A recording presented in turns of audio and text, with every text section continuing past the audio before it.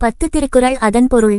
கல்லாமை. விலங்கோடு மக்கள் அனையர் இலங்கு நூல். கற்றாரோடு ஏனை எவர். பொருள். அறிவு தரும் நூல்களை கற்றவர்களுக்கும் கல்லாதவர்களுக்கும் இடையே உள்ள வேறுபாடானது மக்களுக்கும் விலங்குகளுக்கும் இடையே உள்ள வேறுபாட்டிற்கு இணையானது. வினை செயல்வகை. வினைக்குரிமை நாடிய பின்றை அவனை. அதற்குரிய நாகச் செயல். பொருள். ஒரு தொழிலைச் செய்வதற்கு தகுதியானவர் யார் என்று ஆராய்ந்த பிறகு அந்த தொழிலை அவரிடம் ஒப்படைக்க வேண்டும். கள்ளாமை. களவினால் ஆகிய ஆக்கம் அளவிறந்து ஆவது போல கெடும். பொருள்.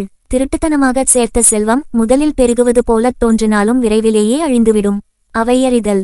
அவையறிந்து ஆராய்ந்து சொல்லுகச் சொல்லின் தொகையறிந்த தூய்மை எவர். பொருள். சொற்களின் வலிமையை அறிந்த தூய்மையான பண்புடையவர்கள் தாங்கள் பேசும் சபையின் தன்மையை அறிந்து அதற்கு தகுந்தாற்போல் பேச வேண்டும். சிற்றினம் சேராமை. நிலத்தியல்பால் நீர்த்திரின் தற்றாகும் மாந்தர்க்கு இனத்தியல்பால் ஆகும் அறிவு. பொருள்.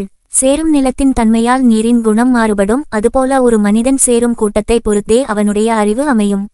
பெரியாரை துணைக்கோடல்.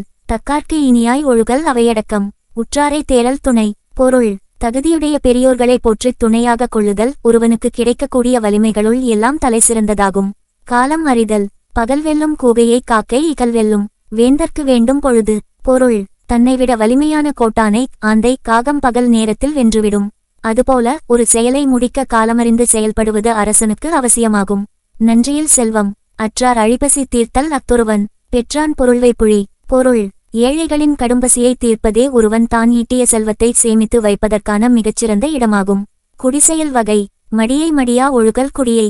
குடியாக வேண்டுபவர். பொருள். தன் குடும்பத்தைச் சிறந்த குடியாக மாற்ற விரும்புபவர் சோம்பலை துன்பமாக கருதி அதை முழுவதுமாக ஒழித்து வாழ வேண்டும். இன்னா செய்யாமை. பிறர்க்கின்னா முற்பகல் செய்யின் தமக்கு இன்னா பிற்பகல் தாமே வரும். பொருள். அடுத்தவர்களுக்கு தீமையை ஒருவன் காலையில் செய்தால் அவனுக்குரிய தீமை தானாகவே மாலையில் அவனை வந்து சேரும்.